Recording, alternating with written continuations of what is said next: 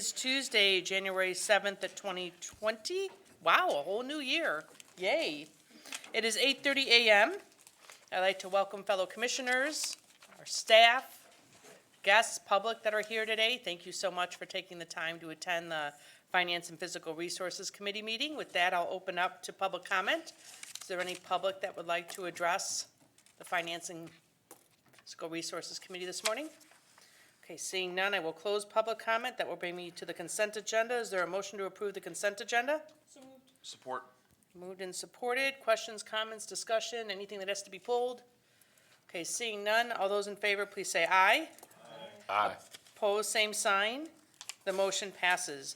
That brings us to item 3 from the Administrator's Office, Wayman. Yes, this is a request to the board to approve an easement for Consumers Energy Company to provide necessary electrical utility service to a new fixed-based operator at the Gerald R. Ford International Airport and to authorize the board chair or designee to sign the documents.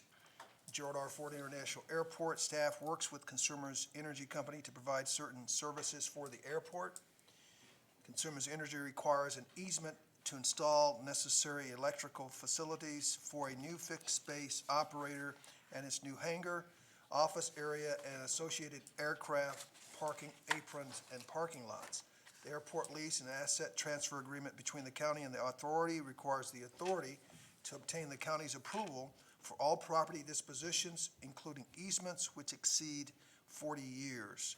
The proposed easement has been reviewed and approved as to form by corporate counsel. Okay, is there a motion to approve? So moved. Support. Moved and supported. Questions, comments, and discussion? Okay, seeing none, all those in favor, please say aye. Aye. Opposed, same sign. The motion passes. That brings us to item number 4 from the Administrator's Office. Wayman? Yes, this is a request to the board to approve a terminating lease of property with CXX Railroad that is located next to Dwight Lydell Park and authorize the board chair or designee to sign the termination document. The Kent County Road Commission leases 736 square feet of property from CX Railroad beginning in March 1962 when it operated the county park system. The lease was made because a park building encroached on CSX property. The Road Commission transferred the lease along with the other Parks Department assets to the county in 2002.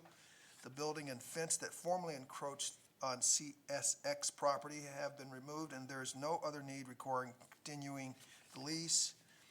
Terminating the lease will relieve the Parks Department of the obligation to make annual lease payments. Corporate counsel will draft the notice of lease termination. Is there a motion to approve? Moved and supported. Questions, comments, and discussion? Okay, seeing none, all those in favor, please say aye. Aye. Opposed, same sign. The motion passes. That brings us to item number 5 from Kent County Community Action. Wayman. Yes, this is a request to accept and appropriate $59,500 in additional grant funds for the 2020 Kent County Community Action Fund from the City of Grand Rapids and to authorize the board chair or designee to execute the grant agreement, approve extensions, amendments, and increases to the grant appropriation not to exceed 15% of the original award. The Grand Rapids Individual Circuit Breaker Program provide financial assistance to households with Kent County who are customers of the City of Grand Rapids Water Service, have received a notification of disconnection, and meet other program requirements. The Board of Commissioners approved $703,900 in Kent County Community Action Grants for Kent County support, $63,647,000 and $140,923 in senior millage and $499.24 in the 2020 General Appropriation Act on Resolution 11/21/19-107. The City of Grand Rapids has made an additional $59,500 available to Kent County Community Action to continue services for the Individual Circuit Breaker Program during the calendar year 2020 for a total award of $200,400. Okay, is there a motion to approve? All right, moved and supported. Questions, comments, and discussion? We'll start with Commissioner Wooden. Thank you, Madam Chair. I just had a quick clarifying question. Are these dollars from the City of Grand Rapids their own home money that they appropriate for this and send it over to us, or is it just local city dollars? Good morning. It's local city dollars from their rental fees from the fire department. Okay. And if I may ask, I can read the name individual circuit breaker program. Is it helping replace circuit breakers? Is it helping with utility assistance on water utilities? What is the kind of work that's done with? It is utility assistance for residential households who receive City of Grand Rapids water. Okay. Thank you. Okay, anyone else? All right, seeing none, all those in favor, please say aye. Aye. Opposed, same sign. The motion passes. That brings us to item number 6 from Kent County Community Action. Wayman?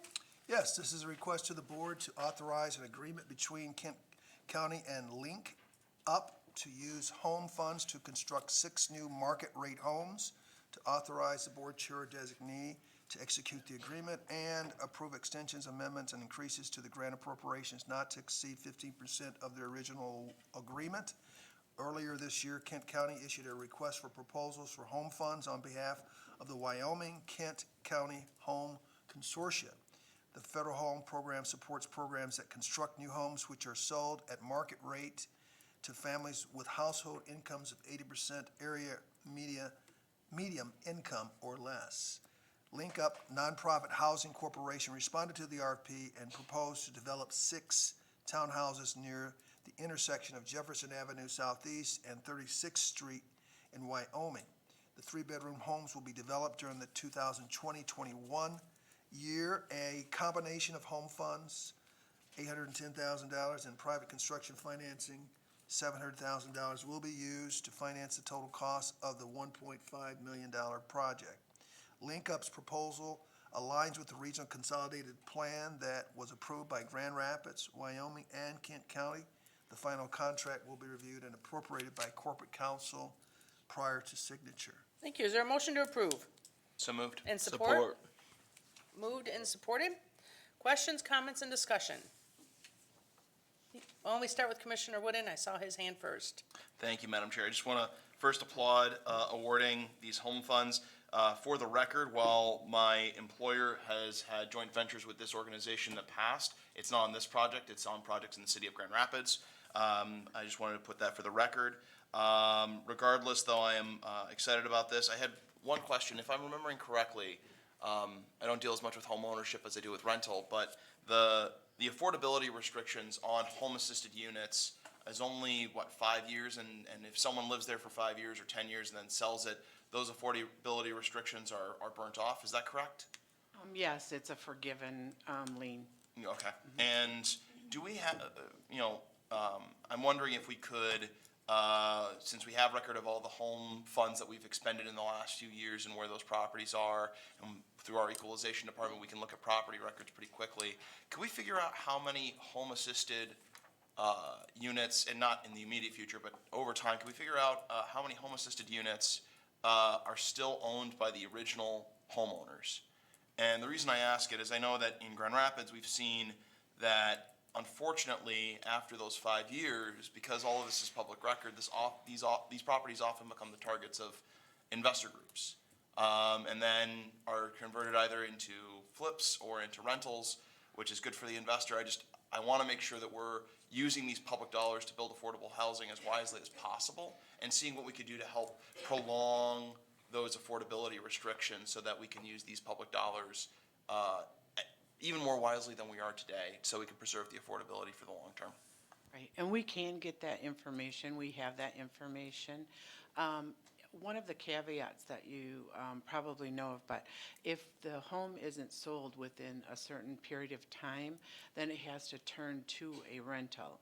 And right now, we have a property in Cedar Springs that's teetering on that timeline that a sale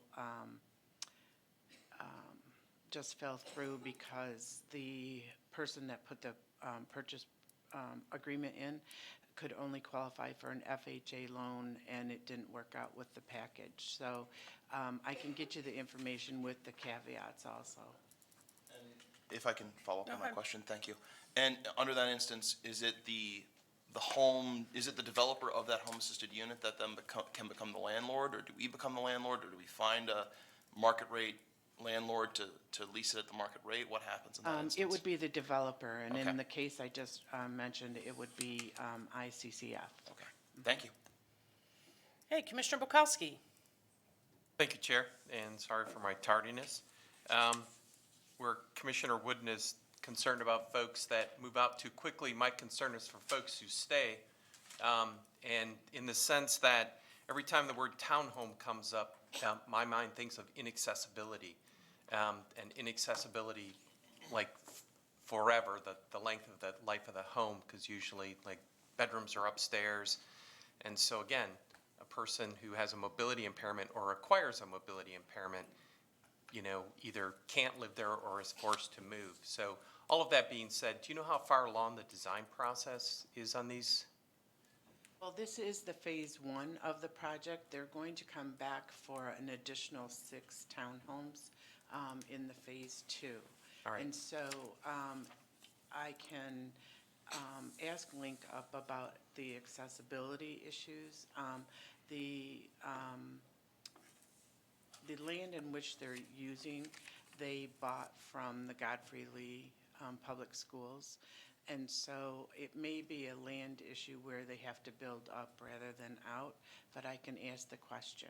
All right. Thank you. Okay, anyone else? Yes, when you say that if the home is not sold in a certain amount of time, exactly what amount of time would that be? It's within 6 months of the completion date of construction. So if it's not sold in 6 months, then it becomes a rental. Yes, according to the home guidelines. And do you know how they came up with that 6-month allocation of time? Because that doesn't seem like a truly fair amount of time. I know 6 months seems like a lot of time, but you say we have one home, a home in Cedar Springs that's approaching that, and then how aggressive are the prices, competitive are these prices going to be to try to sell that to people who are in that 80% medium range of income, where a developer may benefit more by not selling the house?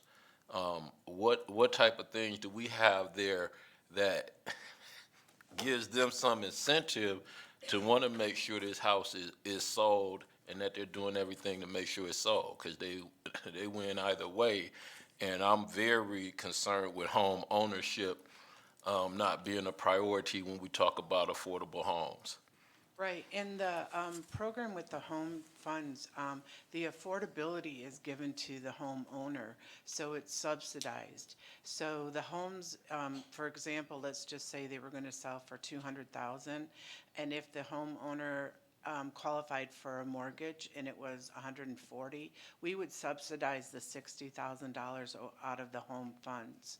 So we try everything that we can to have those properties become home ownership properties. It's more beneficial for them to be home ownership properties than to be rentals. And when you say we, does that mean Kent Community Action or other agencies have some input in the sales besides the developer? Yes, we've been making referrals and trying to identify appropriate potential homeowners. There's flyers out. There's, whenever we do a home ownership counseling class, we always talk about the properties that are available to purchase. There's a lot of referrals to the program.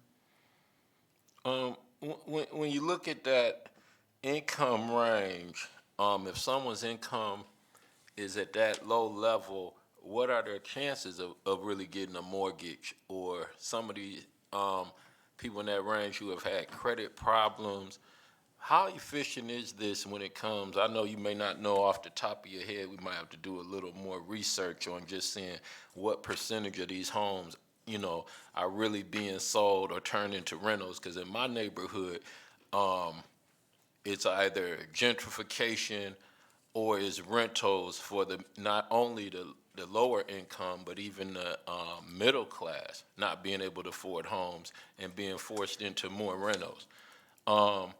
How successful are we at getting these homes sold? Most of the homes that we've constructed have gone to home ownership, and I can get you that percentage. The odds of somebody getting a mortgage are good if they're working with the home ownership counseling. They've done that, so that gives them points on their applications. And then when they are working with ICCF or us or other entities, we try to do the credit repairs so that their scores are improved. So we're trying to support them any way that we can so that they are able to purchase the homes. Okay, well, thank you. I'm definitely gonna support this collaboration with Link Up. But as Commissioner Bukowski said, when we see the word townhomes, in our community, when we see townhomes, we really think it's almost something that's almost predetermined, that it's gonna be more in a rental than people buying. So, even that title, like how many homeowners really, look at that like, okay, I want to buy a townhome. Or especially people in the lower income classes. More of the people that I know in the lower income classes are more doing rentals in townhomes. But definitely going to support it, but just would urge Link Up and others to do all they can to increase home ownership. Thank you. Thank you. Okay, anyone else? All right, seeing none, all those in favor, please say aye. Aye. Opposed, same sign. The motion passes. That brings us to Commissioner Miscellaneous this morning. Is there any miscellaneous? All right, I'll go ahead, Commissioner Brevy. Yeah, maybe you can add to this too, Chair, but we have a couple budget items coming up in our next meeting that are pretty significant. So I would encourage all of you, if you have questions, get them to Diane, get them to Wayman, and just make sure you get all the answers you need before we go through that discussion. So big stuff coming down the pipeline. Okay, anybody else? All right, seeing none, we are adjourned. Our next meeting date is January 21st.